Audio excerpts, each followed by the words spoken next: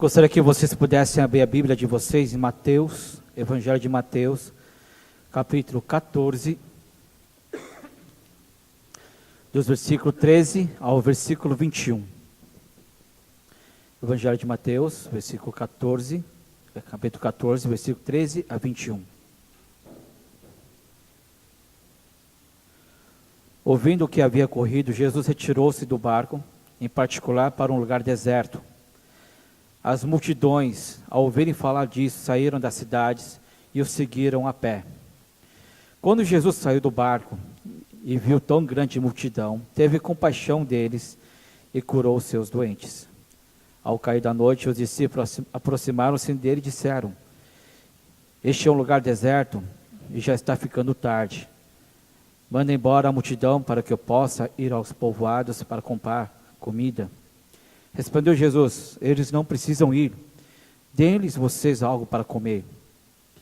Eles lhe disseram: Tudo que temos aqui são 5 pães e 2 peixes. Tragam-nos aqui para mim, disse ele. E ordenou que a multidão se assentasse na grama. Tomando os 5 pães e os 2 peixes, e olhando para o céu, deu graças e partiu os pães. Em seguida deu aos discípulos e estes à multidão. Todos comeram e ficaram satisfeitos. E os discípulos recolheram 12 cestos cheios de pedaços que sobraram. Os que comeram foram cerca de 5.000 homens, sem contar mulheres e crianças. Vocês podiam aumentar mais o microfone para mim, que eu não estou conseguindo ouvir a minha voz, por favor? O versículo 13 começa: ouvindo o que havia ocorrido. Aqui não está claro o que aconteceu, mas a sua Bíblia fala que o João Batista, ele havia sido morto.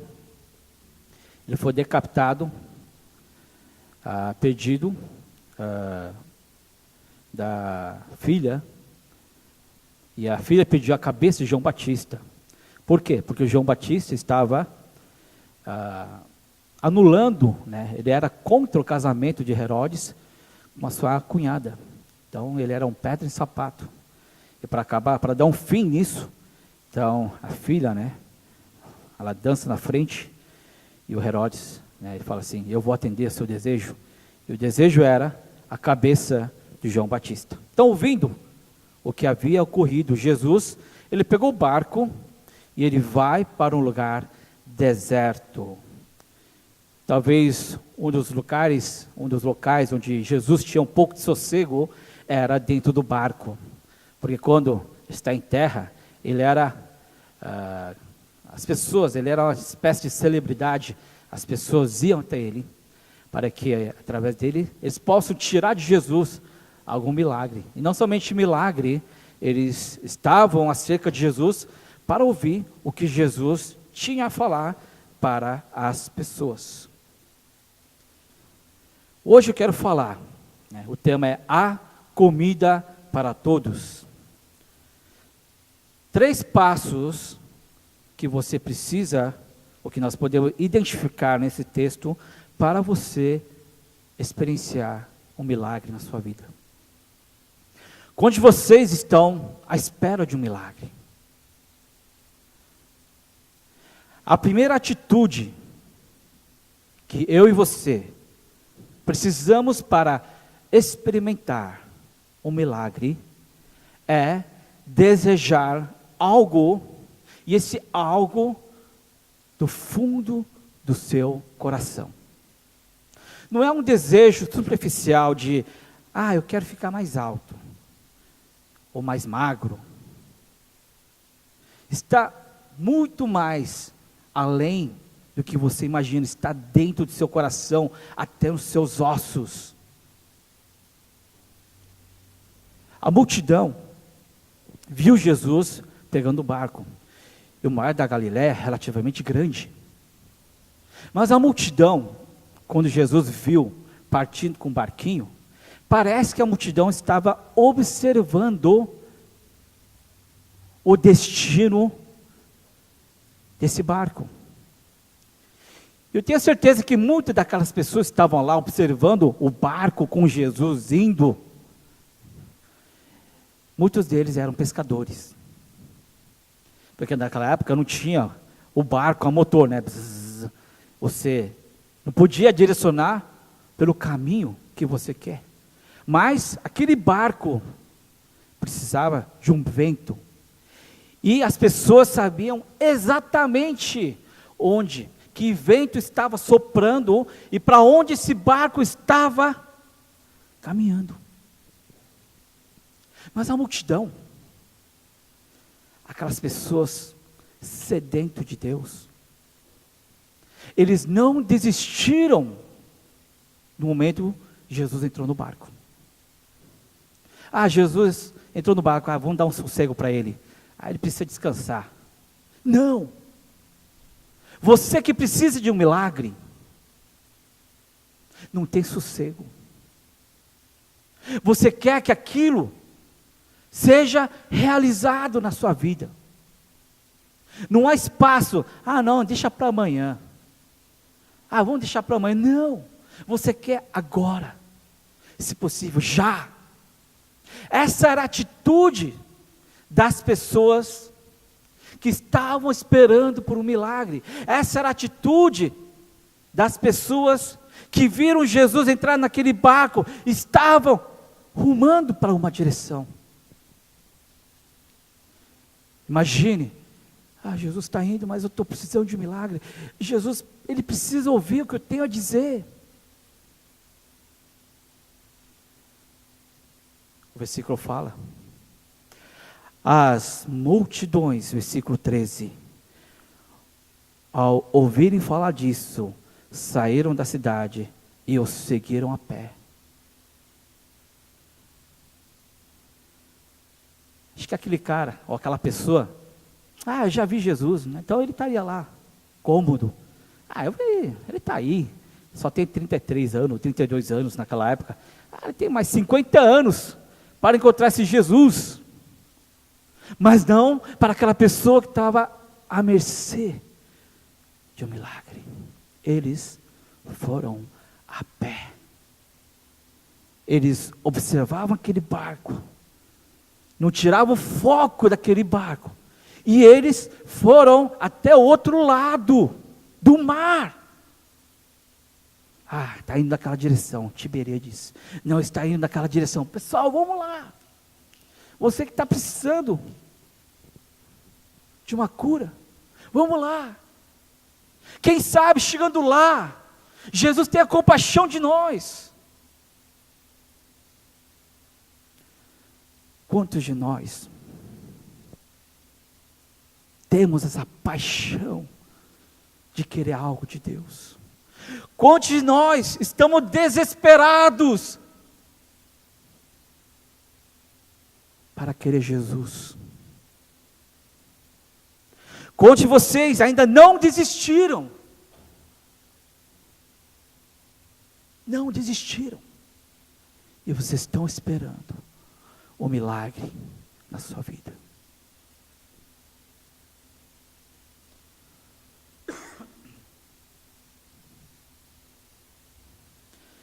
Quantas vezes você já tem insistido nas suas orações, pedindo para realizar coisas impossíveis? Não impossíveis para seus próprios deleites. Se o seu pedido for algo autêntico, o quanto você tem insistido a Deus? Muitas vezes, a Bíblia fala o seguinte, Mateus 7:8, pois o que pede, recebe, o que busca, encontra, e o que bate, a porta será aberta. Sabe por que eu e você não experienciamos um milagre? Porque nós desistimos. Aquilo não é um desejo do nosso coração. Muitas vezes é futilidade. Mas se você tem um pai, um irmão, alguém que precisa de um milagre, eu tenho certeza que a sua atitude é diferente. Você não só pede. E quando você pede, Deus não ouve. Você não só pede, mas você busca. E você não só busca, mas você vai batendo de porta em porta. Existe alguma solução para a minha vida? Existe alguma solução para a minha família? Existe alguma solução para o meu pai, para o meu irmão, para a minha mãe? Eles vão além. Da mesma forma que a multidão não deixaram Jesus em paz, eles oportunaram. Eles foram lá, no português claro, eles foram lá importunar Jesus. O quanto você tem importunado Jesus? Me fale. O quanto nós clamamos a Jesus ao ponto, tá bom, eu vou ouvir. Eu vou ouvir a sua prece. Quantos de nós? Depois falamos, não sinto Jesus. Jesus, não sei, é só para os caras mais fortes. Não, é porque você nunca buscou de uma maneira como deveria ser buscado. Peça, mas não pare por aí. Busque, também não pare por aí. Vá lá, se possível, bater a porta lá do céu. Não estou falando para você morrer mais, nesse sentido, Senhor, ouve as minhas preces. Eu preciso de um milagre. Eu preciso que o Senhor possa ter compaixão do meu pedido.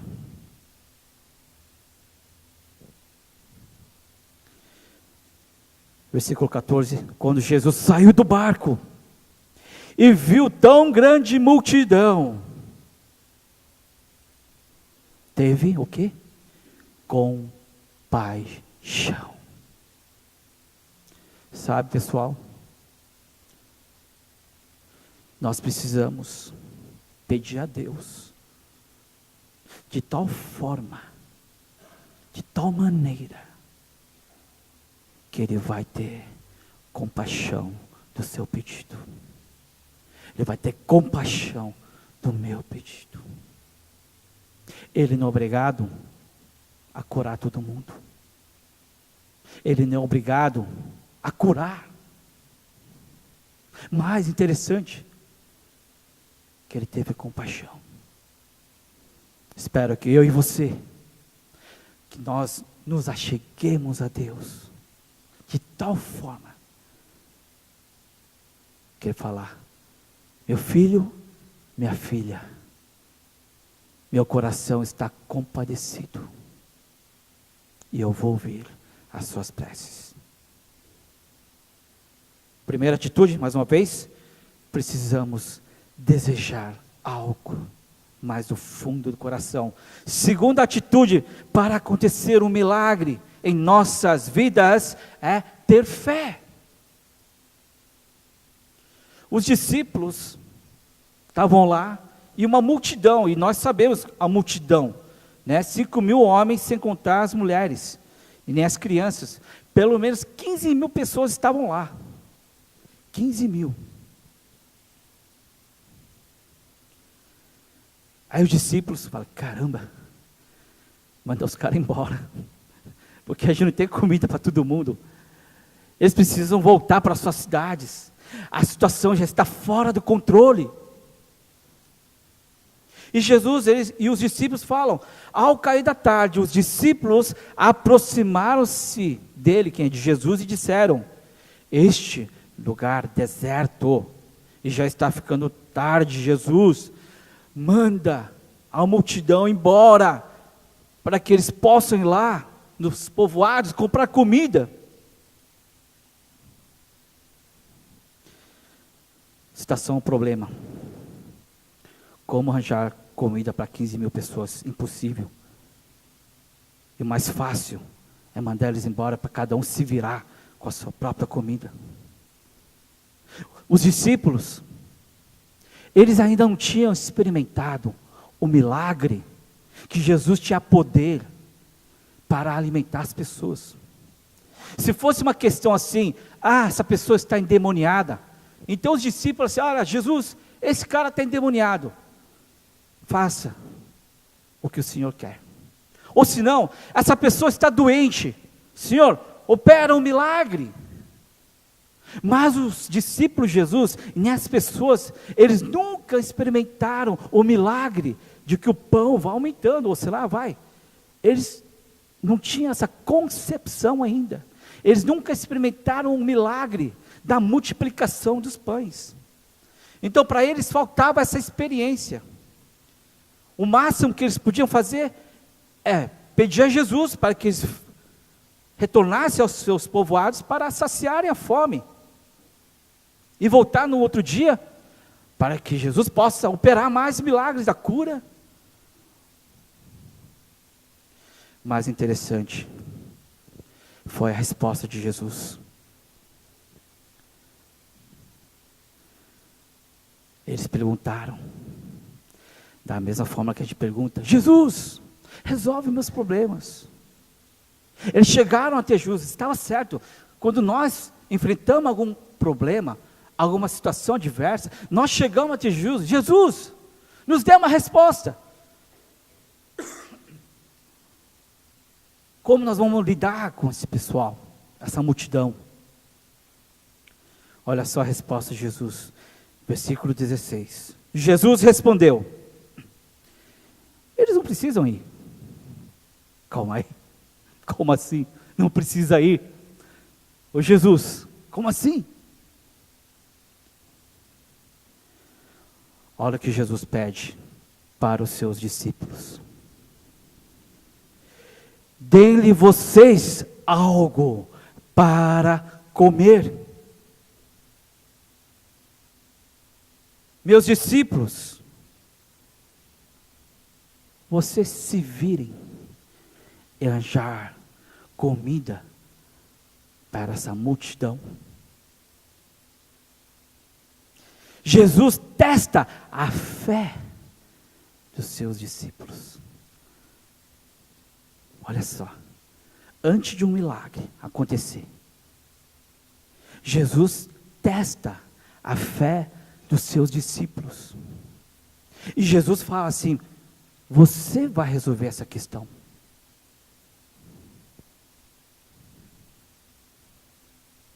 Jesus sabia que eles não tinham poder. Jesus sabia muito bem que seus discípulos não eram capazes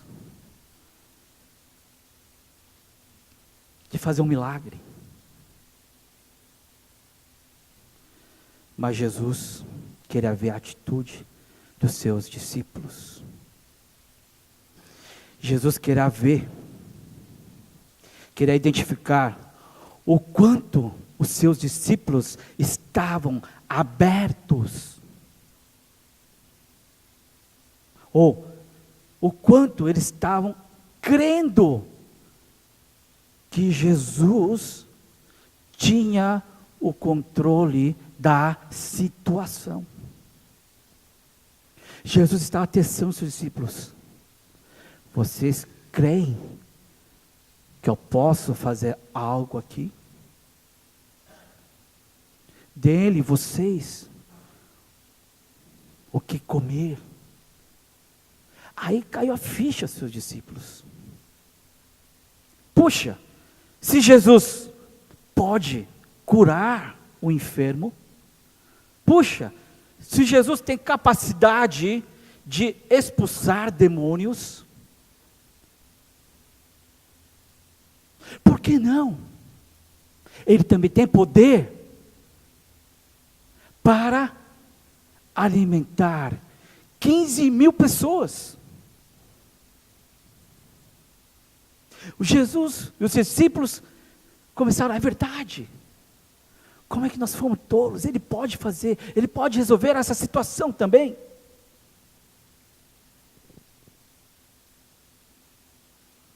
Quantos de vocês, nós estamos passando por uma crise econômica? Quantos de vocês acreditam que Jesus pode resolver o seu negócio? Jesus, está difícil. É a mesma coisa Jesus falar para você. Você resolva essa crise financeira. Jesus, minha família está com problema de relacionamento.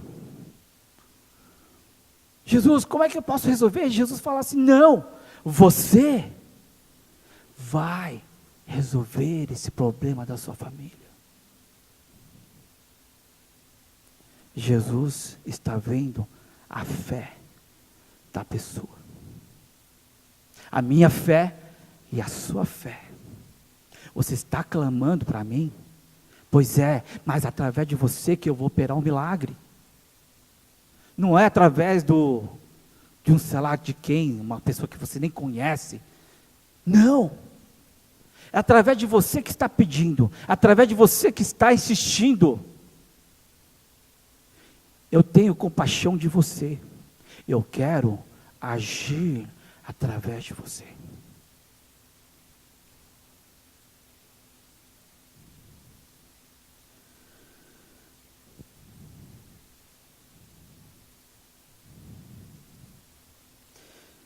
Talvez seja a hora de parar e crer que algo pode ser feito na sua vida. Você está orando dentro do seu coração por alguém? Ou pelas coisas, pela situação? Talvez esta é a hora de falar abertamente, publicamente sobre a sua oração. Talvez você está esperando alguém fazer algo que incomoda a situação do país, ou do bairro, ou da sua igreja. Jesus está falando: por que você não faz? Por que você não começa? Não precisa esperar alguém fazer algo. Faça você mesmo. Você pode dar o pão para as pessoas. Jesus está à espera de pessoas que têm fé para operar um milagre. Você tem fé? Você tem fé que Deus, Jesus, vai usar sua vida para atender aquele pedido que está no fundo do teu coração? Você tem fé? Ele vai usar você.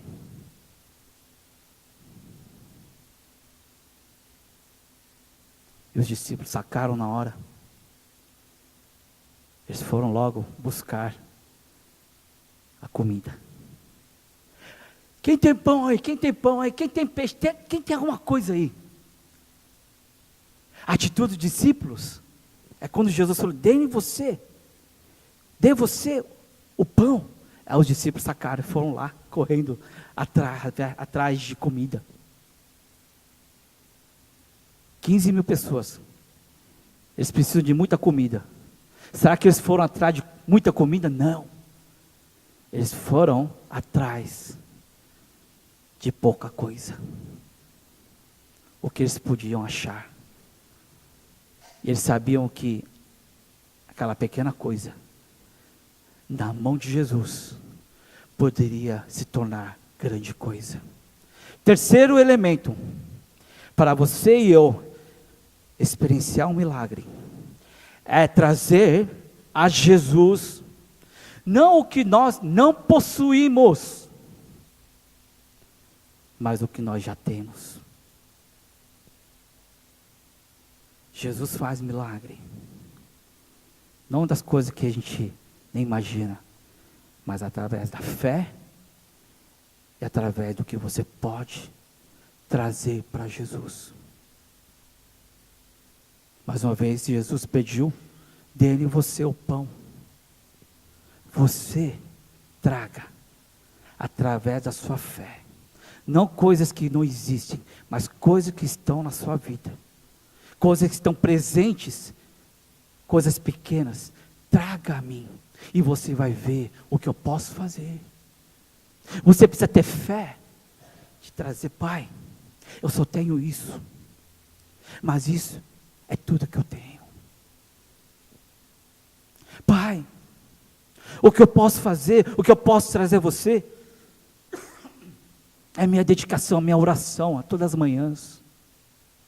Você aceita? Pai, o que eu tenho não é muito grande, mas eu sei que eu colocar em você, se eu colocar, depositar a minha confiança em você, eu sei que você vai fazer. Pai, minha fé não é muito grande, mas eu quero pedir isso no fundo do coração. Mais uma vez, Jesus pede, não o que você não tem, para fazer um milagre. Ele pede o que você já tem. Seja autêntico, não invente desculpas para Jesus. Traga a realidade, a situação e a sua condição a Jesus. Espere o que Jesus pode fazer.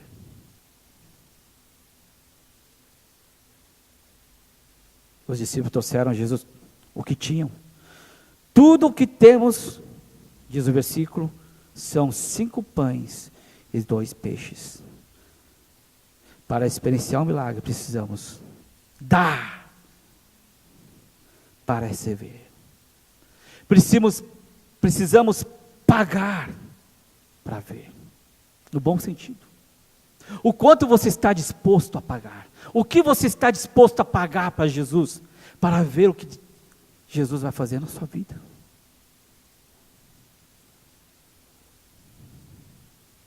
Eu precisei deixar tudo para trás. Com pouco dinheiro. E sem saber inglês. Aos meus 35 anos de idade. Para ir nos Estados Unidos. É loucura.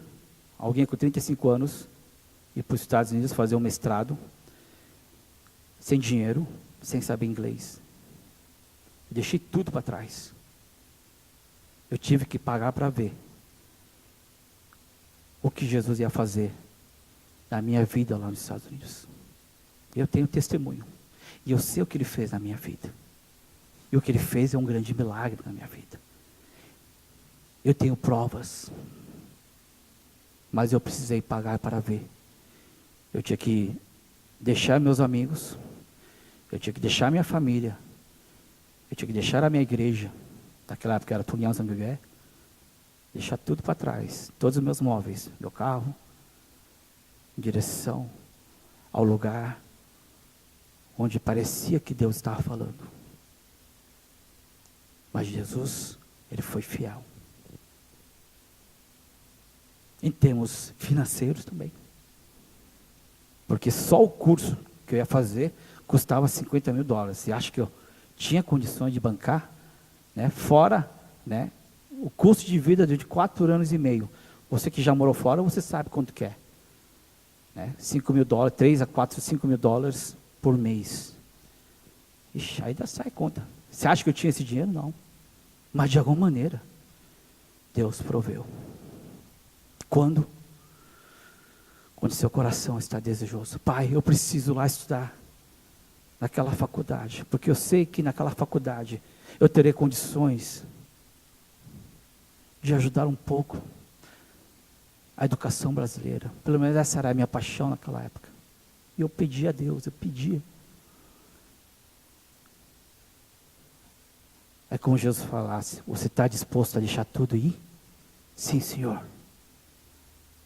Tudo que eu tenho naquela época era $5 mil. Coloquei $5 mil, Senhor. $5 mil. Eu sei que isso vai multiplicar. E o Senhor vai ser fiel. E Deus foi fiel. Eu vou encerrar essa parte falando uma história de uma menina. Preço de um milagre. Tinha uma menina chamada Tess, tinha 8 anos. É um incidente que aconteceu nos Estados Unidos. E ela ouviu o pai dela, sua mãe, conversando sobre o estado do seu irmãozinho chamado Andrew. Tudo que ela sabia é que ele estava doente.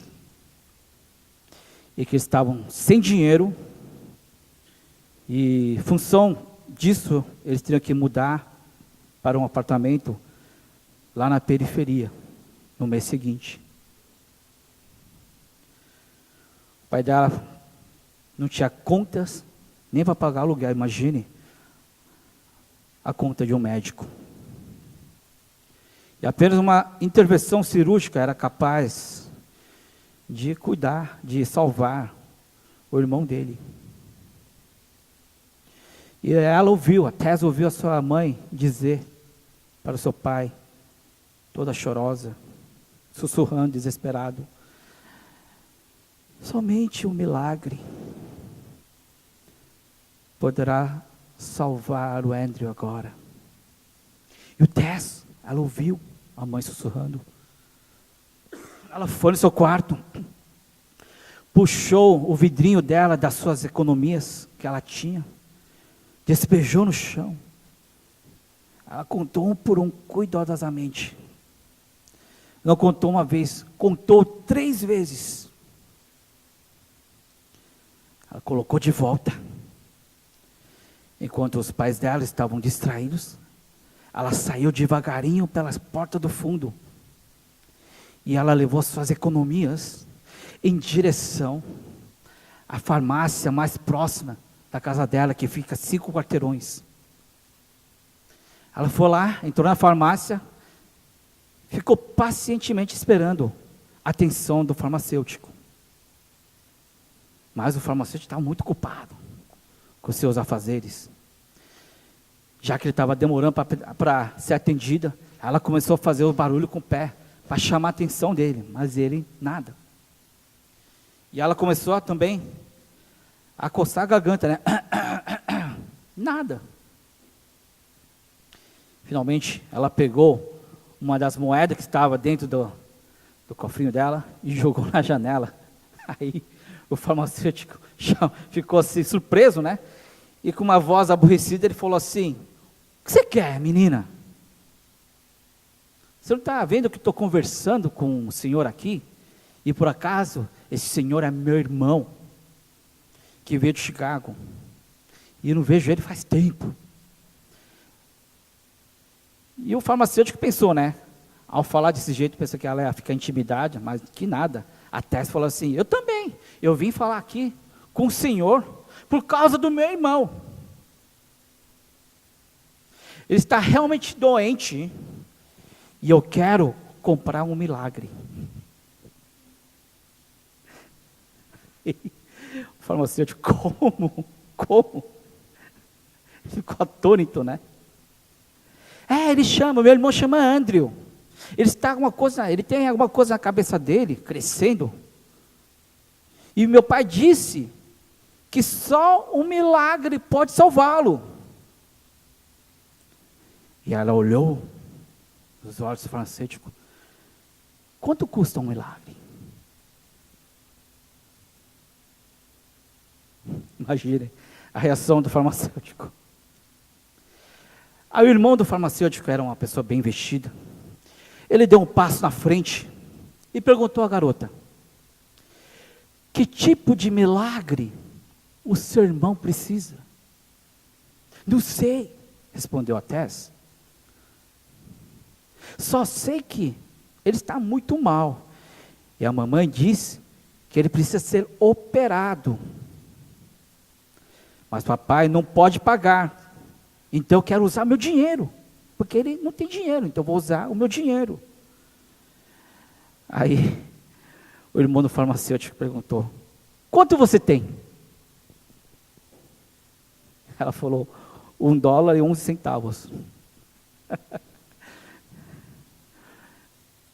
É tudo que eu tenho. Mas eu posso conseguir mais, se for preciso. Aí esse homem, esse irmão que veio de Chicago, falou assim: puxa, que coincidência, $1,11. Exatamente o preço de um milagre que o seu irmão precisa. Ele pegou $1,11, colocou no bolso e disse à menina: Tess, por que você não me leva onde você mora? Quero ver se seu irmão, quero ver o seu irmão e conhecer seus pais. Quero ver se eu tenho o tipo de milagre que o seu irmão precisa. E esse senhor nada mais era do que o Dr. Carlton Armstrong. Ele era um cirurgião especializado em neurologia. A operação foi feita e foi bem sucedida. E o Andrew estava em casa novamente recuperado. A mãe e o pai felizes da vida. Puxa, que bom, né? Que encontramos um doutor assim. E a mãe falou assim: puxa, foi um milagre real, não é? Mas a mãe falou assim: mas quanto deve ter custado esta cirurgia? E a Tess, com um grande sorriso nos seus lábios, ela sabia quanto custou esse milagre. Ela sabia. $1,11. Todos os elementos que eu falei aqui. Primeiro, para você experimentar um milagre, você precisa desejar algo do fundo do seu coração. Essa menina Tess desejou a cura do seu irmão. Segunda atitude, ela teve fé. A fé que a economia dela poderia dar um jeito. E ela foi lá comprar um milagre. Terceiro passo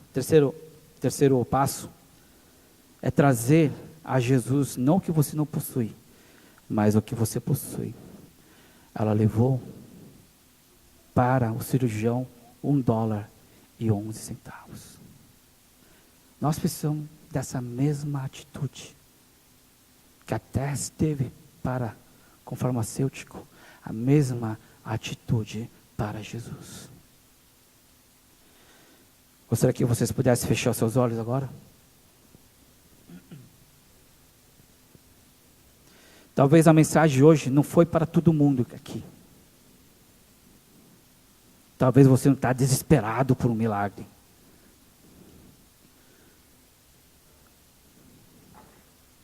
Não tem problema. Mas eu sei que alguns de vocês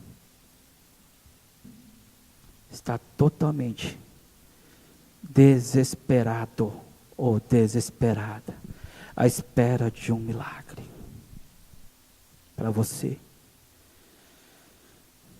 Essa mensagem é para você.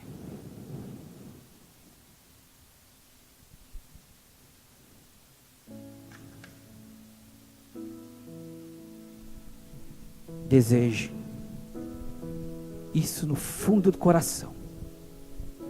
Não é porque que Jesus pegou o barco e foi para lá que você vai desistir. Você não vai desistir. Você vai bater, você vai buscar, e você vai pedir, até ser ouvido, até Jesus ter compaixão de você. Esse é o mínimo. Esse é o mínimo que nós devemos fazer para experienciar o milagre. E mais, e esse milagre vai ser feito através de você. Através de você. Dê você o pão. Esse milagre vai ser feito por cada um de você. Quando? Quando você trazer $1,11 para Jesus. Trazer a sua esperança, mesmo que pequena. Traga isso a Jesus. Não é muito. Não é uma fé maravilhosa, não. É o que você possui. Porque Jesus não pede a você o que você não tem, mas o que você já tem. E isso é suficiente.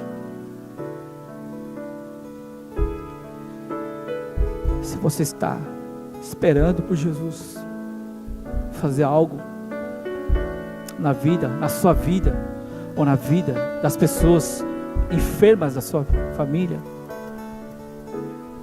que essa palavra seja uma palavra não apenas de conforto, mas de força. Deus não tem obrigação de curar todo mundo, isso é verdade. Mas o que nós mais precisamos é a cura da alma. Porque a morte apenas é um estado de sono. E você e eu, que nós cremos na ressurreição, o mais importante é zelar. Em primeiro lugar, você precisa ser salvo. Em segundo lugar, as pessoas que estão ao seu redor. Busque, mas busque a Jesus como você nunca buscou. Eu tenho certeza que o Espírito Santo vai falar no seu coração. Ele vai transformar o seu coração. Pai, obrigado pela mensagem de hoje. Talvez essa mensagem não seja para todo mundo, mas para aquelas pessoas que estão à mercê de um milagre. Sabendo que o Senhor é o nosso grande milagre. Eu sei que o Senhor pode efetuar essa maravilha através das nossas vidas. Usa, Senhor, cada um de nós como instrumento para realizar a Tua vontade. Em nome de Jesus, amém.